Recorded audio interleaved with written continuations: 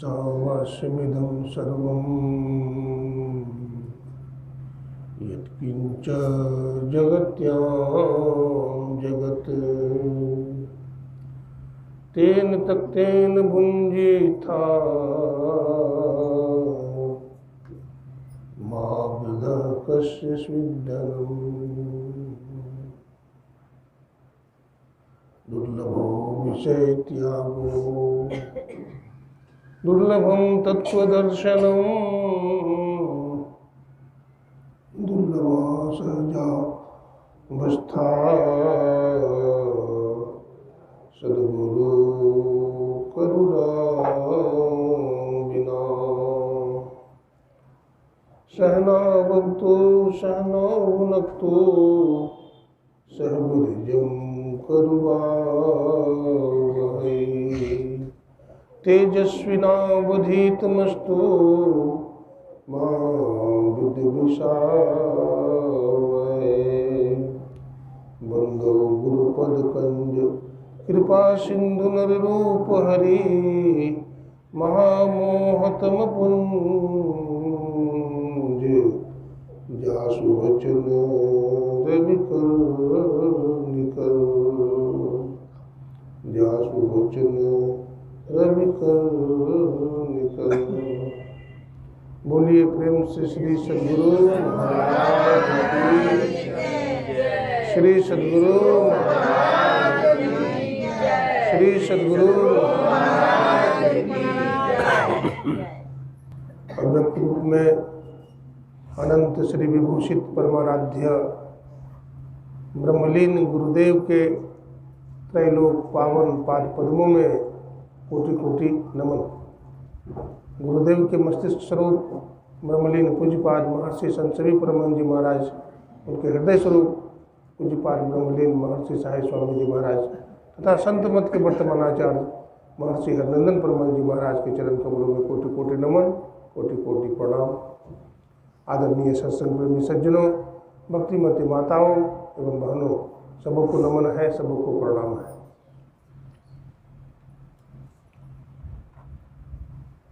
आज हम लोग एक ऐसे महापुरुष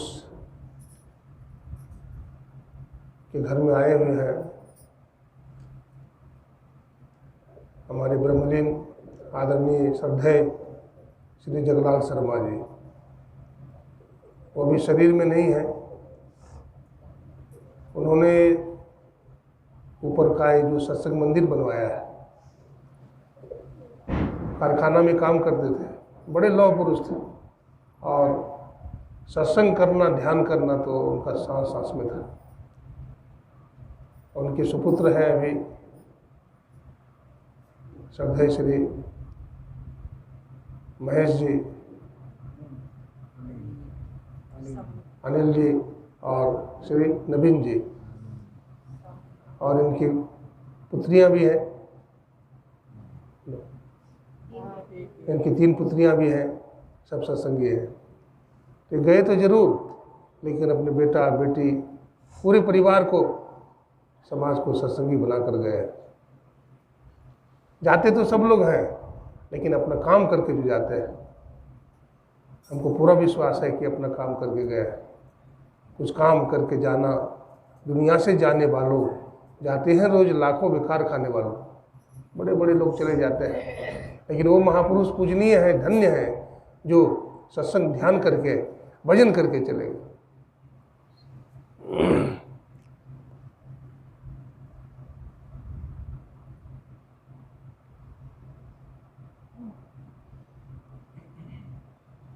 ये संसार परमात्मा का बनाया हुआ बगीचा है। परमपिता परमात्मा ने 3 तरह के जीवों को उत्पन्न किया। गोस्वामी जी लिखते हैं, जलचर थलचर नभचर नाना, जे जड़ चेतन जीव जहाना। जल में रहने वाले प्राणी, जमीन पर रहने वाला प्राणी और आकाश में रहने वाला प्राणी। इन तीनों प्रकार में 84 लाख प्रकार की जोनियाँ हैं। दूसरे शब्दों में कहें तो अंडज, पिंडज, उष्मज और अंकुरज। अंडज कहते हैं अंडा से जन्म लेने वाला प्राणी, जैसे कौवा, मैना, मुर्गा आदि आदि। पिंडज कहते हैं पिंड के रूप में जन्म लेने वाला, जैसे मनुष्य, गाय, भैंस, हाथी, घोड़ा आदि। उष्मज जिसकी उत्पत्ति गर्मी से होती है, जैसे चीलर। और एक अंकुरज होता है पेड़ पौधा। पेड़ पौधा की उत्पत्ति अंकुरज क्रिया के माध्यम से होती है। ये 4 प्रकार की खानी है, वर्ग है, जिसमें 84 लाख प्रकार की जोनियाँ हैं। उसमें सबसे श्रेष्ठ है मानव, मनुष्य। भगवान श्री राम कहते हैं सबसे अधिक मनुज मोहि भाए। सबसे प्यारा मुझे कौन है? तो कहते मनुष्य मुझे सबसे प्यारा है। क्यों? 84 लाख प्रकार की जोनियों को पार करने के लिए मानव का शरीर क्या है? जहाज है। सदगुरु नाम जहाज है, चढ़े से उतरे पार। तो परमात्मा ने मौका दिया है, एक अवसर दिया है कि हम भवसागर इस नाव के माध्यम से पार हो जाए। संत महापुरुष पार हो गए। इस संसार में बहुत लोग आए, अब बहुत लोग चले गए, अब बहुत लोग जाने की तैयारी में। अभी जितने लोग संसार में हैं, इससे कितने गुना अधिक चले गए, और कुछ लोग जाने की तैयारी में है। ये आवागमन का चक्र है, होता रहेगा। यहाँ लोग जन्म लेते रहेंगे और अपने प्रारब्ध के अनुसार यहाँ से जाना है। यहाँ सब दिन कोई नहीं रह सकता है। एक शायर ने बड़ा सुंदर लिखा, रह न सके ओ जो दुनिया के मालिक थे, जब चला सिकंदर यहाँ से तो दोनों हाथ खाली थे। सबको खाली हाथ यहाँ से चला जाना पड़ेगा। रेमन मुसाफिर निकलना पड़ेगा, काया कुटी खाली करना पड़ेगा। भाड़े के क्वार्टर को क्या तू संभाले, जिस दिन तेरा घर के मालिक निकाले। फिर जन्म और मरना पड़ेगा, रेमन मुसाफिर निकलना पड़ेगा। आएगी नोटिस जमानत न होगी, अब पल्ले में अगर कुछ अमानत न होगी। फिर जन्म और मरना पड़ेगा, अग्नि की चिता में जलना पड़ेगा, रेमन मुसाफिर निकलना पड़ेगा। संत लोग अपना काम कर लेते हैं। हमारे देश में बहुत सारे संत भी, गुरु नानक साहब, संत कबीर साहब, दादू दयाल जी महाराज, पलटू साहब, दरिया साहब बिहारी, दरिया साहब हाथरस, बहुत। भक्तिमती मीराबाई, भक्तिमती सहजोबाई, जनीबाई। अपने ही देश में भगवान बुद्ध और महावीर भी हुए।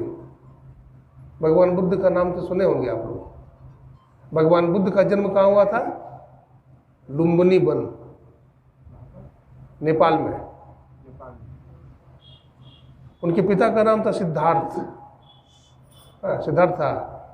नहीं, देखिए गलत बोलते हैं हम। शुद्धोधन, राजा शुद्धोधन। हम गलत बोलते हैं, क्या पकड़िए।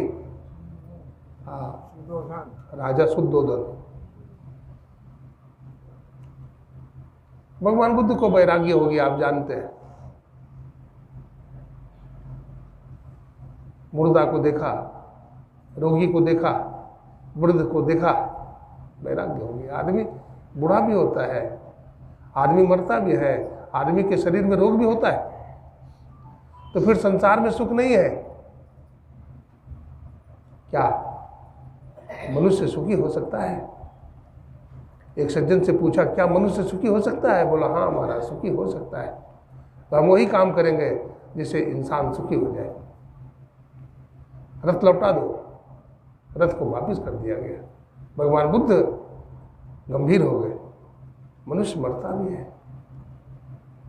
मनुष्य बूढ़ा भी होता है। क्या मनुष्य के शरीर में रोग भी उत्पन्न होता है? तो फिर संसार में सुख नहीं है, फिर तो दुख ही दुख है।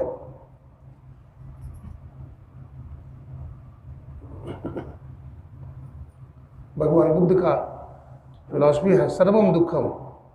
इस संसार में जो कुछ भी दिखाई पड़ता है सब दुख रूप है, यहाँ सुख नहीं है। हमारे गुरुदेव ने कहा, महर्षि मही परम जी महाराज ने, कोई नहीं स्थिर सब ही बटोही, सत्य शांति एक ही स्थिर होई। सत्य शांति एक स्थिर हो ही, सब बदल रहा है। सूरजो मरी है, चांदो मरी है धरनी आकाशा, 14 भुवन चौधरी मर गए, इन्हों का आशा। सब नष्ट हो जाएंगे। जहाँ पर समुद्र है, प्रशांत महासागर, वहाँ पर क्या था पहले जानते हैं? Mount Everest. वहाँ माउंट एवरेस्ट था। जहाँ पर अभी सोने का खान है, वहाँ पर पहले कोयले का खान था, पेट्रोल था, मैग्नीज था, अबरक था, लेकिन बदल गया। हम भी बदल जाएंगे, लेकिन हमारी चेतन आत्मा में कोई बदलाव नहीं होगा, वो स्थिर है। मैं भगवान बुद्ध की बात कर रहा था। भगवान बुद्ध ध्यान में लवलीन है। मानव के जीवन में कितना ध्यान करना पड़ेगा, आप समझते हैं? बर्तन में कितना पानी हटेगा? जितना बर्तन खाली है। बहुतों बार जन्म लिए हैं, बहुतों बार मरे हैं, कितना सत्कर्म किए हैं, कितना पाप किए हैं। हमारा बर्तन कितना खाली है, अभी कितना पानी की जरूरत है। यहाँ प्लस माइनस नहीं होता है कि कुछ पुण्य कर लिया, कुछ पाप कर लिया तो प्लस माइनस हो जाएगा, नहीं है। पुण्य का अलग हिसाब है और पाप का हिसाब अलग है। भगवान बुद्ध ध्यान करके थक जाते हैं। जब वो ध्यान करते करते थक जाते थे तो चल देते थे। भगवान बुद्ध चल रहे हैं तो क्या देखा? रास्ते में एक गड़ेरिया मिला, भेड़ बकरी चराने वाला। वो भेड़ बकरी को मारते हुए, पीटते हुए ले जा रहा था बड़ी तेजी से, और भयभीत भी था, डरा हुआ था। उस झुंड में बड़े बकरी भी थे, छोटे बकरी के बच्चा भी, भेड़ भी, भेड़ के बच्चे भी। राजा बिंबिसार का गड़ेरिया था।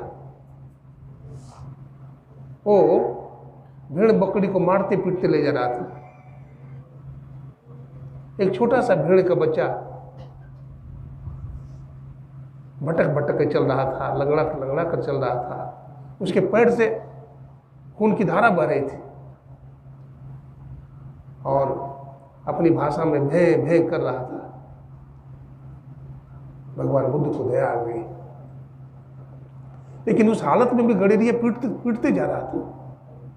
मारा तो दोनों टांग टूट गए। अब दोनों टांग से खून निकलने लगा। जो भे भे बोल रहा था उसकी आवाज में करुणा थी।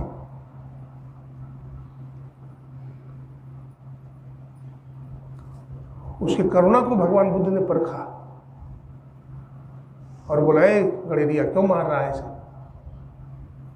ये निरीह प्राणी को क्यों मार रहा है?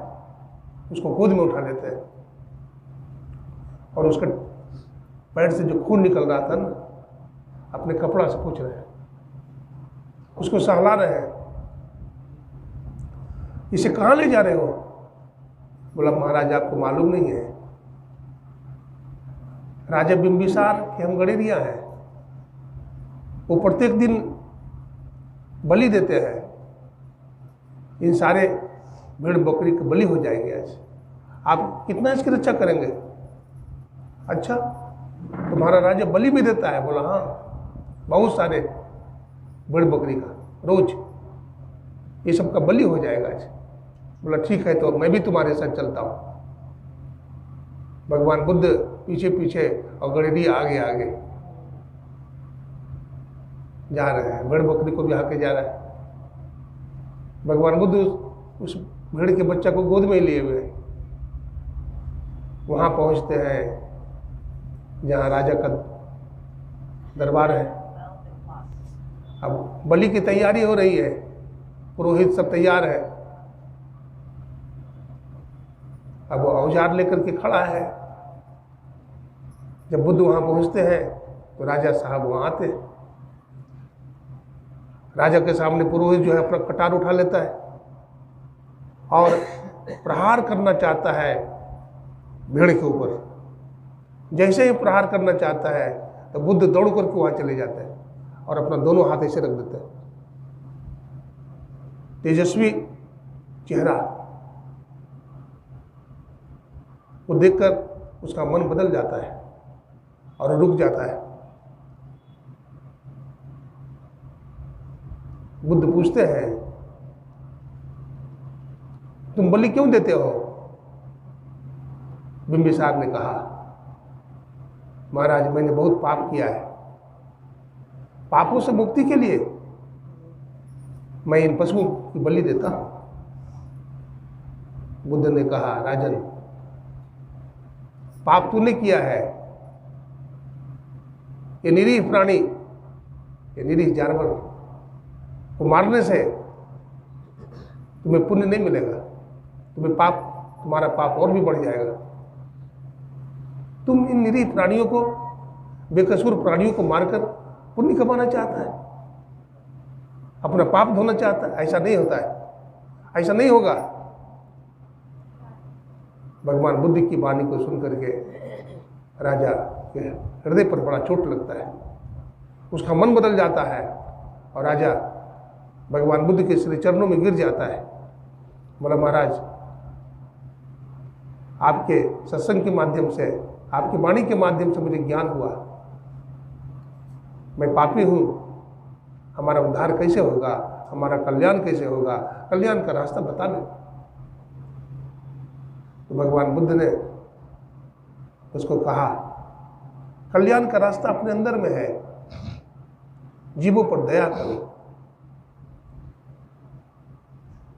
भूखे को अन्न दो, प्यासे को पानी पिलाओ, अपने आत्म कल्याण के लिए अंतर साधना करो, भजन करो, तब तुम्हारा कल्याण होगा। भगवान बुद्ध का शिष्य बन गया बिंबिसार और बलि प्रथा की समाप्ति हुई। बलि देना राज्य में बंद हो गया। देखिए संत महात्मा बड़े बड़े काम करते हैं। कोई सामान्य आदमी, कोई राजा अगर चाहता तो ऐसा हो सकता था? नहीं हो सकता था। जिन्होंने अपने मन को काबू में किया वो दूसरे के मन को भी काबू में कर सकता है।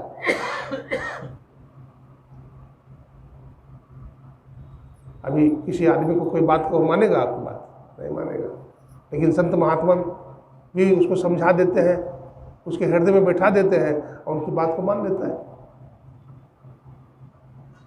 ऐसे कौन है जिनकी बात सब कोई मानता है? वो संत है।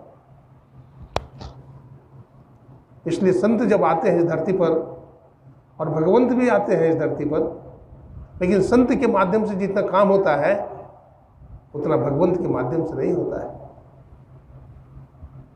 यद्यपि कहा गया है, संत भगवंत अंतर निरंतर किमपि विमल कह दास तुलसी, संत और भगवंत में कोई अंतर नहीं है, लेकिन बहुत अंतर है। संत जब इस धरती पर आते हैं तो जीव को मारते नहीं हैं।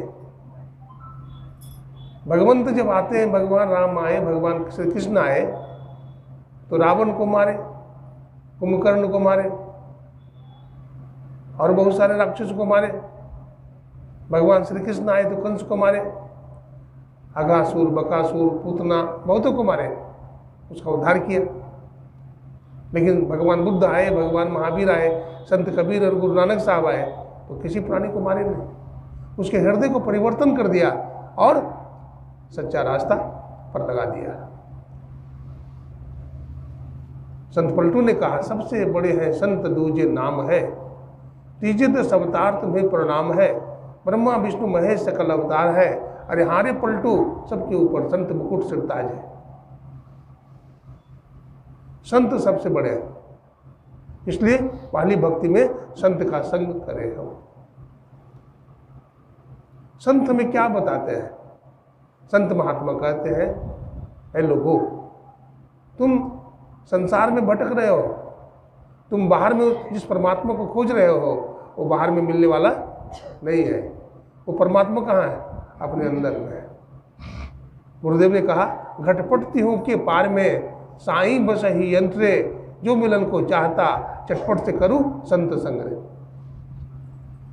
अंतर के अंतिम तह में गुरु है, मन पता पाता नहीं, नैनों के तिल में ज्योति उनकी नजर में आता नहीं।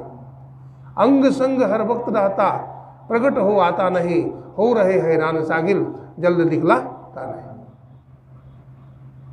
नैनों के तारे चश्म रोशन क्यों नजर आते नहीं, रूह रोशन आत्मभूषण क्यों कहे जाता नहीं। अद्भुत अंतर की डगरिया, जा पर चलकर प्रभु मिलते, दाता सदगुरु धन्य धन्य जो राह लखा देते।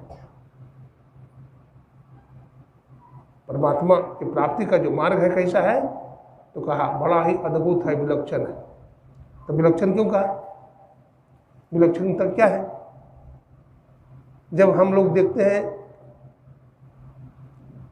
किसी पदार्थ को, किसी वस्तु को देखते हैं तो आंख खोल करके देखते हैं कि बंद करके देखते हैं? बोलिए, आंख खोल करके देखते हैं। हम आपको देख रहे हैं तो आंख खोल करके देख रहे हैं, मकान पंखा कुछ भी देख रहे हैं, गाछ वृक्ष किसी को देख रहे हैं तो आंख खोल करके देखते हैं। लेकिन ईश्वर को देखना हो तो कैसे देखेंगे? आंख बंद करके देखेंगे, क्योंकि आंख खोल करके देखेंगे तो दिखेगा ही नहीं। वो परमात्मा जब भी दिखेगा तो आत्मदृष्टि से दिखेगा। बहुत तरह की दृष्टियां हैं, है ना? स्वप्न की दृष्टि है, मानस दृष्टि है, और कौन सा दिव्य दृष्टि है, और एक आत्मदृष्टि है। तो परमात्मा को देखना हो तो दिव्य दृष्टि से भी नहीं दिखते हैं। दिव्य दृष्टि से भी अर्जुन ने भगवान का माया रूप ही देखा। देवर्षि नारद ने भी श्वेत द्वीप में जब भगवान विष्णु ने उनको दिखाया, हाँ, तो वो भी भगवान के माया रूप का ही दर्शन कर पाए। संजय जी को दिखाया किसने? दिव्य दृष्टि किसने दिया संजय जी को? वेदव्यास जी महाराज ने। हाँ, वेदव्यास जी महाराज ने दिया था। तो दिव्य दृष्टि से देख करके बता रहे थे सब, ऐसे हुआ युद्ध में, ऐसे हुआ। तो दिव्य दृष्टि से भी परमात्मा का दर्शन नहीं होता है, आत्मदृष्टि से। चाम चश्म सो नजर ना आवे, खोज रूह के नैना, अचून चगुन बजुत न मानो, तै सभा न मैना ऐना। जैसे ऐना सब दर्शावे है, आपन रूप दिखावे। उस ऐना के माध्यम से हम उस परमात्मा का साक्षात्कार करते हैं।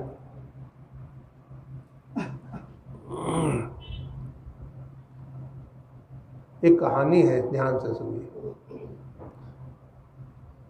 पांचों पांडवों में और कौरवों में, कौरव और पांडव में युद्ध हुआ।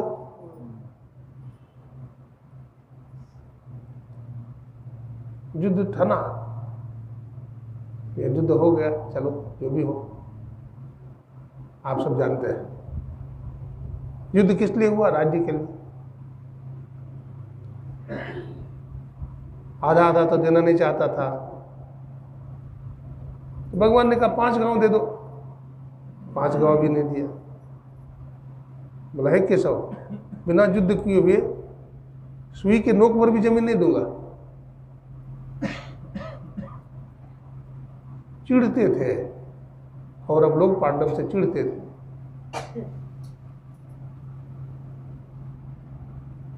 सोचते थे नष्ट हो जाए, इसलिए वारणावर्त का नाम बराबर लेते थे। धर्मराज युधिष्ठिर के सामने वारणावर्त की बड़ी बड़ाई करते थे। एक दिन उन्होंने कह दिया कि महाराज, हमें देखने की इच्छा होती है धृतराष्ट्र के सामने। तो धृतराष्ट्र तो चाहता ही था, कि बात में आ जाए, तो व्यवस्था कर दिया, ठीक है पांडव हम व्यवस्था कर देते हैं।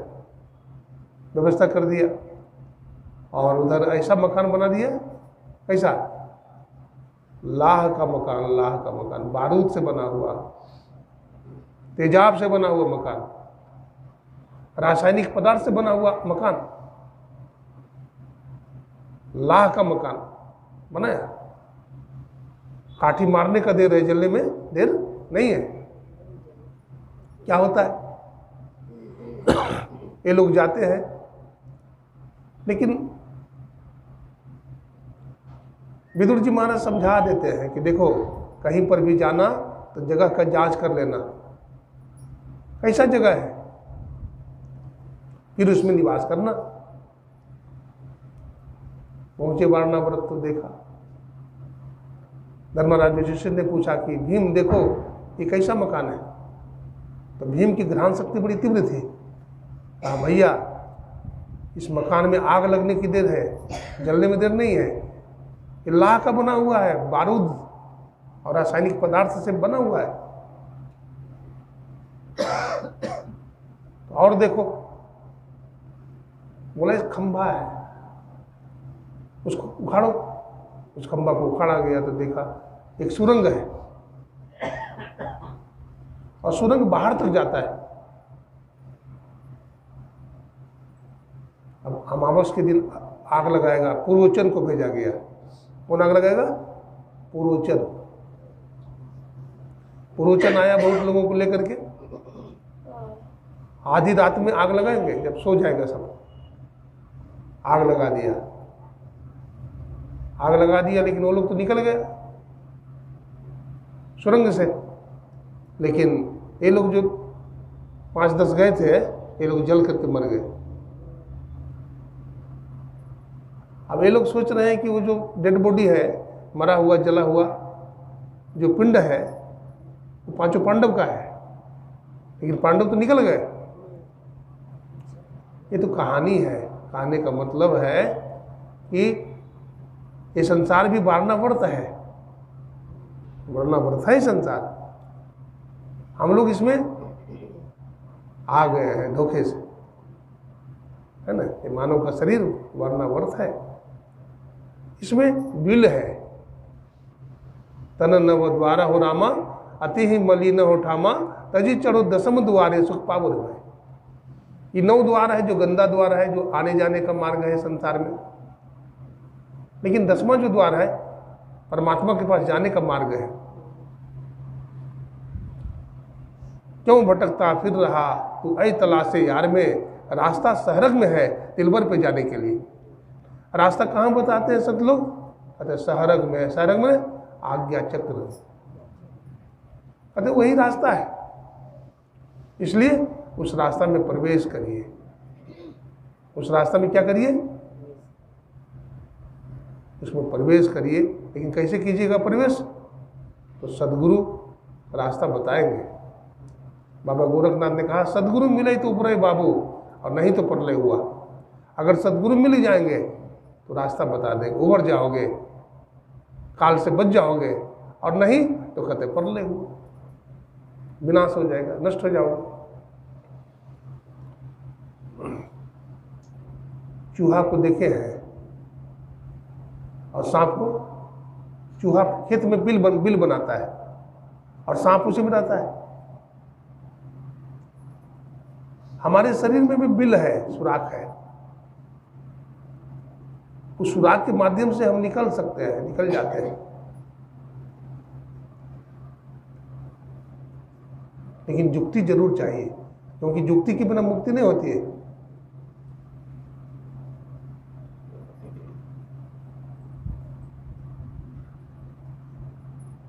कहा हूं कबीर जुगति करो होश, जुगति करूं है जोगी, जुगति करूं है जोगी। त्रिकुटी में जोगिया धर हो दिया नमा, त्रिकुटी में गगन मंडल में आसन करो है जोगी। कहते हैं गगन मंडल में आसन लगाओ। कैसे लगाओगे गगन मंडल में आसन? सहजो भाई कहते इड़ा पिंगला ऊपर पहुंचे और सुखमन पाट उघारा। अब पीवन लगे सुधा रस जब ही दुर्जन पड़ी बिडारा, बयाजी हरि रस पी मतवाला। मैं हरि रस पी करके मतवाली हो गई।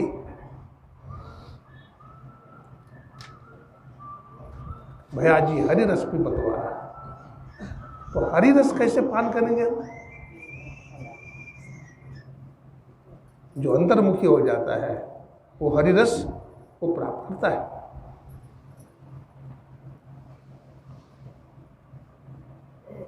जिसको युक्ति मिल जाती है भजन करने का, वो शरीर से निकल जाता है, उसका तो केवल शरीर यूं ही पड़ा रहता है। उसका जो चेतन है वो चेतना तो आसमान में इधर उधर भ्रमण करते रहती है। गुरु महाराज की वाणी में है, संतो करे साहबी तन में। संत महात्मा साहबी करते हैं तन में, क्योंकि सबको जीते होते हैं।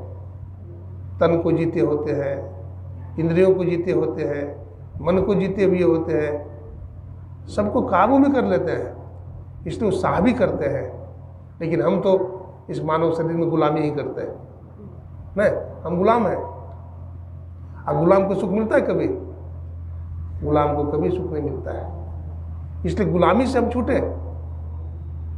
गुलामी से तभी छूटेंगे जब सत्संग और सद्गुरु को पकड़ेंगे।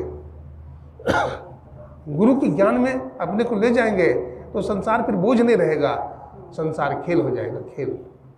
संत कबीर साहब के लिए, गुरु नानक साहब के लिए, गुरुदेव के लिए ये संसार खेल था।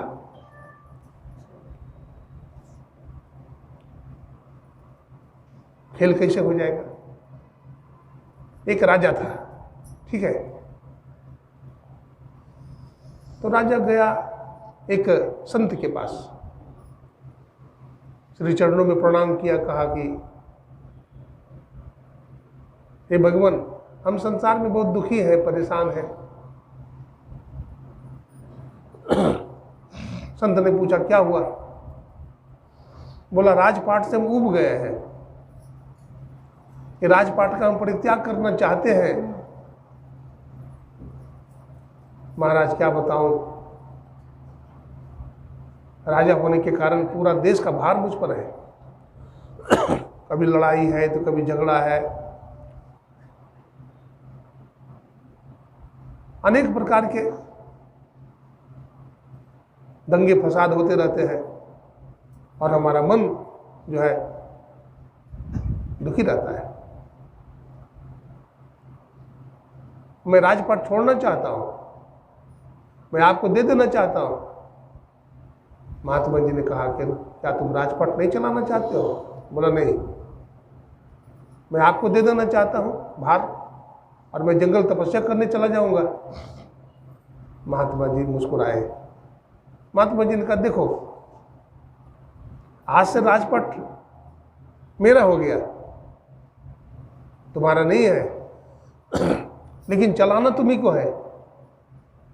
अब इसमें जो भी लाभ होगा, घाटा होगा, वो मेरा है, तुमको चलाना है।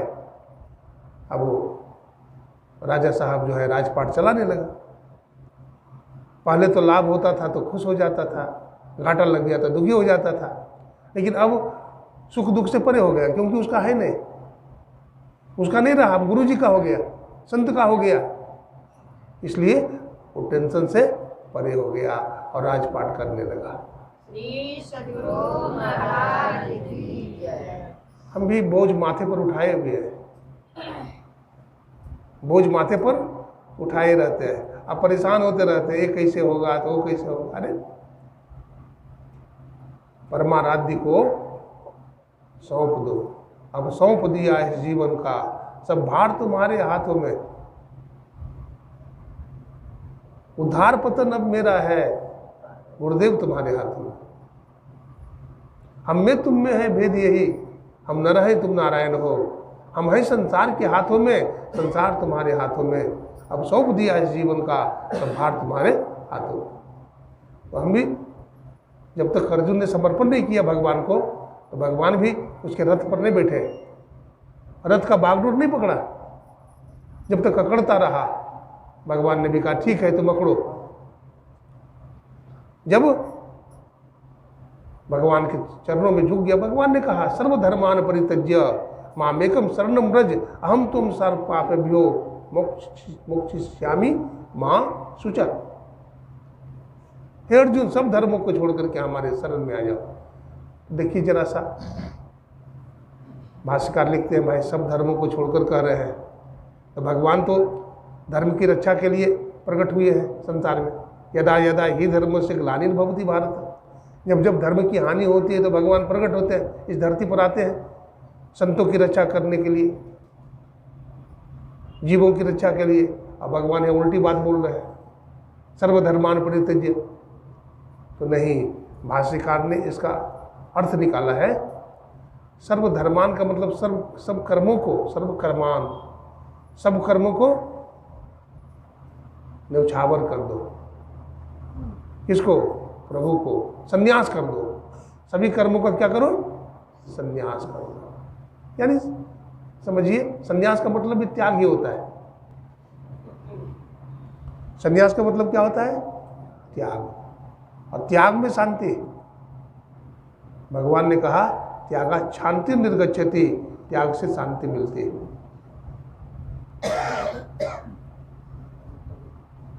त्याग से तुरंत शांति मिलती है। मोह निशा सब शोभ निहारे, देखिए स्वप्न अनेक प्रकारे। यही जग जामिनी जागे जोगी, परमारति पर पंच वियोगी। इस संसार में योगी लोग जागते हैं। योगी किसको कहते हैं? लाल कपड़ा पहन लिया, दाढ़ी बढ़ा लिया, मुंडन करा लिया? नहीं नहीं, न जोगी जोग से ध्यावे, न तपसी देह जरवावे। सहज ही ध्यान से पावे, सूरत का खिल जही आवे। तो फिर योगी किसको कहते हैं? गुरु नानक साहब ने कहा एक दृष्टि करी सम सरि जाने, जोगी कहिए सोई। जो दृष्टि की चेतन धार को एक करता है उसको योगी कहते हैं। हमारे गुरुदेव ने कहा दृष्टि की धार को कैसे मिलाओ, चेतन की धार को कैसे मिलाओ, कहाँ मिलाओ? तो कहते हैं दो नयन नजर जोड़ के एक नोक बना के, अंतर में देख सुन सुन, अंतर में खोजना, निस्तर में खोज सज्जन, बाहर में खोजना। हे भाई, हे सज्जनों, कहाँ खोजो? तो अपने अंतर में खोजो, और अंतर की अंतिमता में जाओ। अंतर भी नहीं, अंतर की अंतिमता में जाओ। अंतर तो हो गया सूक्ष्म कारण, महाकारण, और कैवल्य हो गया अंतर के अंतिम। तो अंतर की अंतिमता में जाएंगे।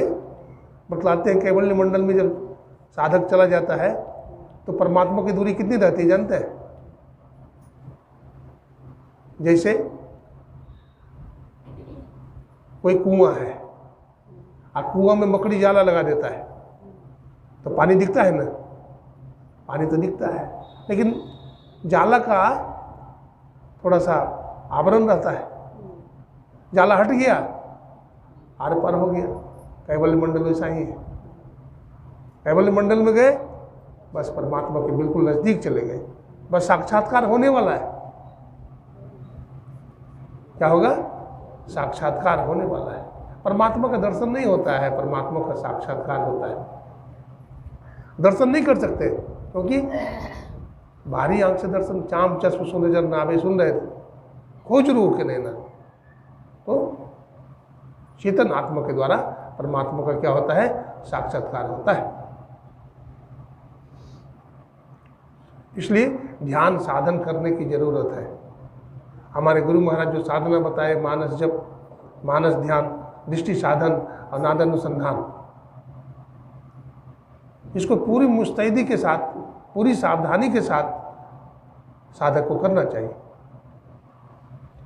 संसार के कामों से थोड़ा फुर्सत जरूर निकालना चाहिए। जो फुर्सत नहीं निकालता है, अवस्था तो बीतती है, उम्र बीतता जा रहा है, शरीर में बहुत तरह के रोग भी हो जाते हैं, बीमारी लग जाती है, और वृद्धावस्था में तो भजन नहीं होता। वृद्ध भय तन कापन लागे, कपित बात भरी, लक्ष्मीपति पछतात सेज पर, अब हम क्या करें, अब हम क्या करें भाई, भजन तो नहीं होता, बाल बच्चे भी आज्ञाकारी नहीं है। बच्चा को पढ़ा लिखा करके जवान कर दिया, अब माता पिता को दरवाजा पर पहरा लगा दिया, पानी मांगता है गिलास तो नहीं देता है, कहते बुढ़ा बैठो। ऐसी हालत में करेंगे क्या? आपने भजन किया नहीं, आपने आत्मबल बढ़ाया नहीं, आप तो बंधन ही बढ़ाते रहे।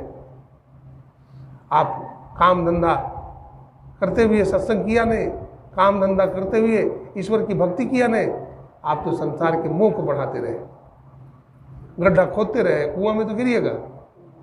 इसलिए बुद्धिमान आदमी वो है जो संसार का काम धंधा करते करते इसी से समय निकाल करके सत्संग में जाए, संत सदगुरु के शरण में जाकर उनसे दीक्षा ग्रहण करे और भजन का अभ्यास करे। बहुत लोग कहते हैं बाबा क्या करूं, घर परिवार में तो समय नहीं मिलता है। अरे झूठ बोलते हो तुम, गप करने का समय मिलता है, सब काम धंधा करने का समय मिलता है, और भजन करने के लिए तुमको समय नहीं मिलता है। अभी एक लड़का है, देखिए बेचारा सत्संग मंदिर में आया हुआ था, गुरु महाराज को प्रणाम करने के लिए। मैंने पूछा भाई कहाँ से आए हो? बोला बाबा इधर रहते हैं। इसका मैंने मन देखा कि सत्संग में इसका मन है, सत्संग में जाने के इसका मन है। मैंने कहा बाबा सत्संग कब होता है? मैंने कहा आज रविवार है, आज 3 बजे से होगा, आना जरूर। बोला हाँ बाबा जरूर आएंगे। और देखिए वहीं पर बैठ गया, और अनिल जी के यहाँ से आई गाड़ी, और मनोज जी के गाड़ी पर जगह मिल गई। लड़का देखो सत्संग में बैठा हुआ है, मगन है। भाव होना चाहिए। देखिए समय निकालिएगा तो निकल जाएगा, और समय नहीं निकालिएगा तो कभी नहीं निकलेगा। आपका बंधन जो है मोटा होता चला जाएगा, बंधन पर बंधन लगता चला जाएगा। आप भजन कब करेंगे? ये संसार जो है स्वप्न है। आप कभी विचार किए हैं? एक दिन हम शिशु थे, बड़े हो गए, कैसे जवान हो गए, फिर बूढ़े हो गए। आपको पता लगता है, अरे लगता है हम तो भी बच्चा ही थे, कैसे बूढ़े हो गए पता नहीं इतना उम्र कैसे हो गया, बाल दाढ़ी सफ़ेद हो गए, कमर झुक गए, ये कैसे हो गए पता नहीं लगता है। भगवान की माया बड़ी विलक्षण है। इसलिए जागिए, हम सोए हुए हैं। संत महात्मा कहते हैं जागिए। लोग कहते हैं बाबा हम तो जगे हुए हैं। अरे भाई आप जगे हुए नहीं, सोए हुए हैं। जागिए। 3 अवस्था तजहु भजहु भगवंत, मन क्रम वचन अगोचर, व्यापक व्याप्य अनंत। जागिए। कैसे जागे? जागृत अवस्था में हम कहाँ रहते हैं? तो जागृत अवस्था में हम रहते हैं आँख के बीच में, और जब स्वप्न में चले जाते हैं तो कंठ में आ जाते हैं, और जब गहरी नींद में सो जाते हैं तो हृदय में चले जाते हैं। तो ये अवस्था रोज होती है। हाँ, ये अवस्था रोज होती है। जागृत, स्वप्न और सुसुप्ति की अवस्था में रोज आते हैं और जाते हैं। इसके ऊपर एक और अवस्था है जिसको तुरीय अवस्था कहते हैं। तुरीय अवस्था में योगी लोग जाते हैं, वहाँ जाकर भजन करते हैं। कोई बिरला ये भी नाम का है, कोई माँ का बिरला भजन करते हैं और तुरीय अवस्था में जाते हैं। और तुरीय अवस्था में जो जाते हैं संसार स्वप्न होने लगता है। जैसे कोई राही पहाड़ पर चढ़ जाए तो पहाड़ के नीचे वाला लोग सब चींटी की तरह दिखता है, छोटा छोटा नहीं। जो ध्यान भजन में ऊपर चढ़ जाते हैं, त्रिकुटी मंडल में, महाकारण मंडल में, कैवल्य मंडल में चले जाते हैं, वो संसारी लोग को देख करके हंसते हैं कि देखो क्या कर रहा है खेला, ये माया में फंसा हुआ है, ये मकड़ जाल में फंसा हुआ है ना। मकड़ी देखते हैं जाल में फंस जाती है बेचारी, उसी मर जाती है। हम लोग भी अपने कर्म रूपी जाल में फंस करके मर जाते हैं। जागिए, कमर कसिए, सत्संग में जागिएगा, पुरुषार्थ कीजिए, सत्संग में जाइए। और डॉक्टर के पास देखते जाते हैं, किसी को घाव हो गया, फोड़ा हो गया, डॉक्टर देखता है। डॉक्टर क्या करता है? फोड़ा हो गया, लो ये टैबलेट खा लेना सुबह शाम। टैबलेट खा लिया, फिर डॉक्टर के पास गया, बोला क्या हाल है? बोला देखिए ना। डॉक्टर ने देखा टोटा करके, बोला ये तो पक जाएगा। डॉक्टर और पका देता है, पकने का टैबलेट दे देता है, पक जाता है, फिर उसको ऑपरेशन कर देता है। संत सदगुरु ऑपरेशन कर देते हैं। क्या करते हैं? ऑपरेशन कर देते हैं। वो बहुत बड़े डॉक्टर वैद्य हैं, सदगुरु वैद्य वचन विश्वासा, है ना, वो ऑपरेशन कर देते हैं। तुरिया अवस्था में जाएं, और तुरिया अवस्था से भी एक ऊपर की अवस्था है जिसको तुरियातीत अवस्था कहते हैं। क्या कहते हैं? तुरियातीत अवस्था। उस तुरियातीत अवस्था में अपने आप को हमें ले जाना चाहिए।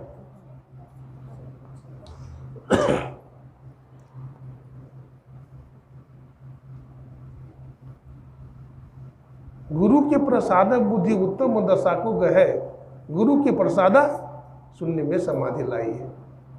गुरु के प्रसाद सब योग की जुगति जाने, गुरु के प्रसाद राम नाम गुण गाई। सुंदर कहत गुरुदेव जो कृपालु होई, तिन के प्रसाद तत्व ज्ञान पुण्य पाइए। प्रसाद माने कृपा। एक ओम गुरु प्रसाद, वो गुरु की कृपा की प्रसादी हम पाए। तो कृपा कैसे होगी? जब हम सत्संग करेंगे, जब हम ध्यान करेंगे, जब हम शुभ कर्म करेंगे, तो सदगुरु की कृपा होती चली जाएगी, बरसते चली जाएगी। देखते हैं कोई मकान बना रहा है भाई, पैसा खत्म हो गया तो किसी के पास जाता है कर्जा लेने के लिए, सेठ के पास, कि देखिए ना मकान का काम रुका हुआ है। तो सेठ भी देखता है कि चलो भाई एक धक्का मार देते हैं, एक धक्का मार देते हैं, उसका काम बन जाता है। और सदगुरु को भी ऐसा ही समझिए, रोज ध्यान करिए, रोज सत्संग करिए, रोज अनाप शनाप जो मन में आता है को विचार उसको हटाइए। आप देखे होंगे गंगा में जो नहाता है, डुबकी मारता है, तो क्या करता है? हार पतवार को दोनों हाथ से ऐसे करता है, उसके बाद गोता मारता है। ये खर पतवार जो है, इसको क्या करिए? हटाइए। अगल बगल को मार गिराओ और सन्मुख डगर धरो। अगल बगल को मार गिराओ। प्रत्याहार में हम लोग क्या करते हैं? मतलब प्रत्याहार करते हैं। प्रत्याहार में क्या करते हैं? मंत्र जप रहे हैं, मंत्र जप रहे हैं, मन भाग गया, उसको फिर पकड़ के लाते हैं, फिर भाग गया। कबीर साहब ने कहा, हमरो राम नाम धन खेती, हमरो मन का बैल सुरत हर बाहा, उलट पुलट नर ज्योति, हमरो राम नाम धन खेती। कबीर साहब कहते हैं हम राम नाम की खेती करते हैं भाई।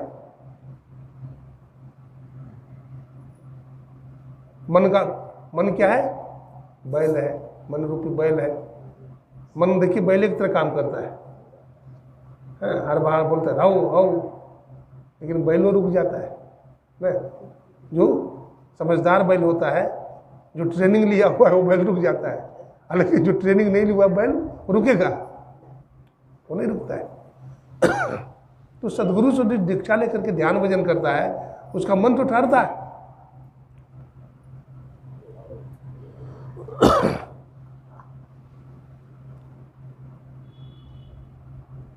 उलट पुलट नर ज्योति का मतलब क्या हुआ?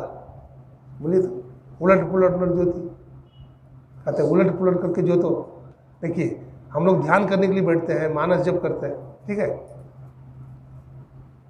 फिर मानस ध्यान करते हैं। अब मानस ध्यान करते करते मन भाग गया, तो मानस ध्यान करते करते मन भाग गया, तो फिर कहाँ से शुरू करेंगे? दृष्टियोग से? नहीं, मानस जप से शुरू करो। फिर मानस जप किया, फिर मानस ध्यान में लगा, अब फिर दृष्टि योग किया, अब दृष्टि योग से फिर मन भाग गया, तो फिर नाद अनुसंधान करेंगे? नहीं नहीं नहीं, फिर मानस जप से शुरू करो। फिर मान लीजिए नाद अनुसंधान कर रहे हैं, फिर मन भाग गया, अनहद नाद तक मन भागते रहता है। जब तक अनहद नाद सुनते रहते हैं, मन सार शब्द में लीन नहीं होता है, तब तक मन भागता ही रहता है। जब से अनहद घोर सुनी, जब से अनहद घोर सुनी, इंद्रिय थकित गलित मन हुआ, आशा सकल बुनी। इंद्रियां थक जाएगी, मन गलित हो जाएगा, गल जाएगा मन। कहाँ मन गल जाएगा भाई? मन चित्त बुद्धि अहंकार की है त्रिकुटी लगी दौड़, कह दरिया इनके परे निरंकार की ठौर। मन चित्त बुद्धि की दौड़ कहाँ तक है? त्रिकुटी मंडल तक दौड़ है, मतलब चलायमान है वहां तक। और एक जगह कबीर साहब के वाणी में है, सहस कमल दल पार में मन बुद्धि हीरा ना हो, प्राण पुरुष आगे चले सोई करत बखाना हो। अब यहाँ सहस कमल के पार में ही मन बुद्धि हीरा जाता है। भाई संतों का अनुभव है, जिनको जैसा अनुभव हुआ वैसा लिख दिया, कोई जरूरी नहीं है संत कबीर साहब का जो अनुभव हो वही गुरु नानक साहब का अनुभव हो, वही दरिया साहब का अनुभव हो, वही तुलसी साहब का अनुभव हो। अनुभव में फर्क पड़ता है। जिससे रास्ते में कोई जाता है, ठीक है, तो किसी को रास्ते में बगीचा पहले मिल गया और नदी बाद में आई, अब किसी आदमी को पहले नदी मिल गया, हाँ, और फिर बगीचा मिला। ये अनुभव है, जिनको जैसा अनुभव हुआ, क्योंकि सबका अलग अलग संस्कार है। जितने भी जीव हैं सबका अलग अलग क्या है? संस्कार है। तो संसार में रहने के लिए सबसे पहली बात है हम सेवा करें। परिवार घर कैसे चलता है? सेवा करें, माता की सेवा करें, पिता की सेवा करें, सास को सेवा करें, ससुर की सेवा करें, सभी वृद्धों की सेवा करें, अतिथि की सेवा करें, मधुर वाणी का प्रयोग करें। कठोर वाणी बोलेंगे तो घर में लड़ाई झगड़ा होता रहेगा, इसलिए मधुर वाणी बोलिए, पुरुषार्थ कीजिए, मेहनत कीजिए। उद्योगिनम उपैति लक्ष्मी, जो उद्योगी पुरुष है उसके घर में लक्ष्मी का वास होता है। जो हाथ पर हाथ धर करके बैठा रहेगा वो अपने घर का पूंजी भी खा लेगा, गरीब बन जाएगा। तुम गरीब क्यों बने? अपने कर्म से तो गरीब बने।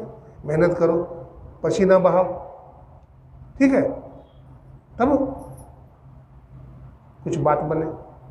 इसलिए घबराना नहीं चाहिए, सदगुरु पर विश्वास करना चाहिए, परमात्मा में विश्वास रखना चाहिए, अपना कर्तव्य पथ पर आगे बढ़ते रहना चाहिए, निराश नहीं होना चाहिए, हमेशा पॉजिटिव रहना चाहिए, नेगेटिव थिंकिंग नहीं करना चाहिए। एक दो मित्र था तो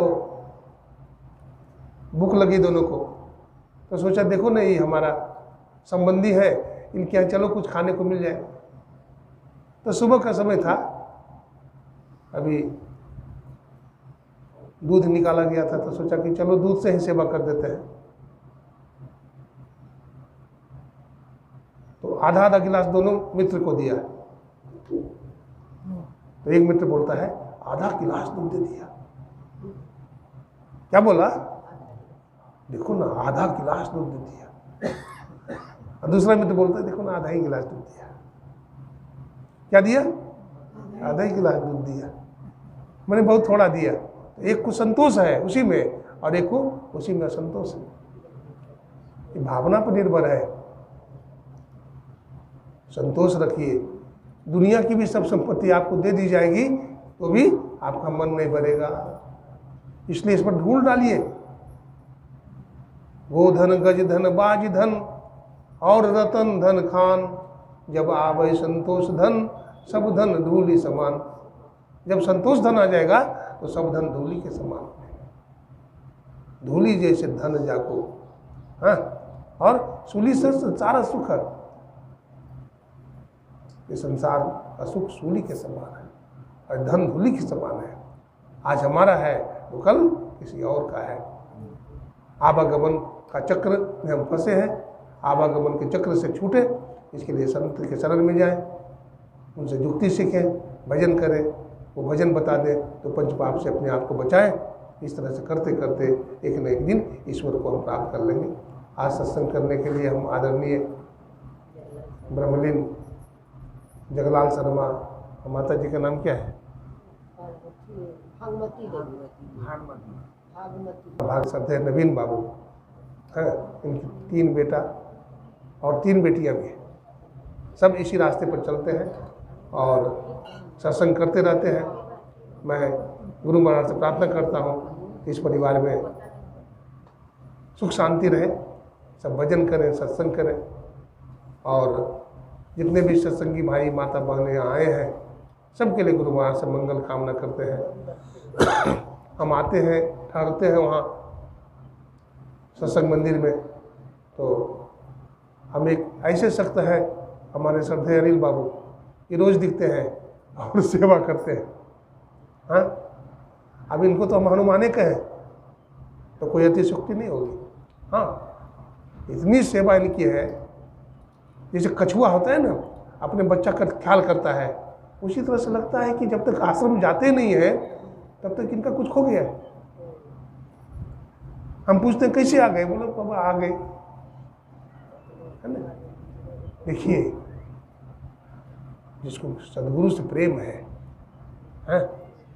आश्रम की सेवा करना, देख रेख है। अभी हमारे पोद्दार साहब हैं, महेश पोद्दार जी, अभी सत्संग मंदिर में ही है। वो बेचारे वो भी बड़े सरल सहज है ना। बहुत सारे सत्संगी भाई हमारे आते रहते हैं। हमारे लाल साहब हैं, देखिए नहीं, कि जहाँ भी सत्संग होता है बेचारे पाठ करने के लिए चले जाते हैं।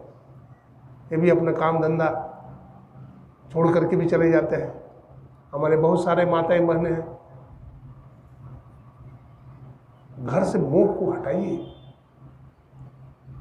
घर से मोह ममता को क्या करिए, हटाइए और सदगुरु के साथ जोड़िए, तो आपका ध्यान भजन में भी तरक्की होगा, इहलोक भी बनेगा और परलोक भी बन जाएगा। तो यही थोड़ा सा सुनाया। गुरु महाराज के श्री चरणों में नमन करते हैं, आप लोगों को भी नमन करते हैं, अपने वाणी को यही विराम देते हैं। हमें देखिए, संस्कार बनने से बनता है। हमारे अनिल जी की एक छोटी सी बेटी है, इसका नाम है विष्णुप्रिया, और एक बेटा है, हाँ क्या नाम है, गौरव, और एक बड़ी बेटी है राघव, रंजनी, है ना। अच्छा, एक नवीन जी का बेटा है, उसका नाम है सत्यम। देखिए, सबसे संस्कारी बच्चा है। इन्होंने बच्चों को संस्कार दिया है, इनके दादा दादी ने बच्चों को सिखाया है, सत्संग किया है और ये सत्संग मंदिर बना दिया है। हम भी ऐसा करें तो हमारा बच्चा भी क्या होगा, संस्कारी होगा। बोलिए प्रेम से श्री सद्गुरु महाराज।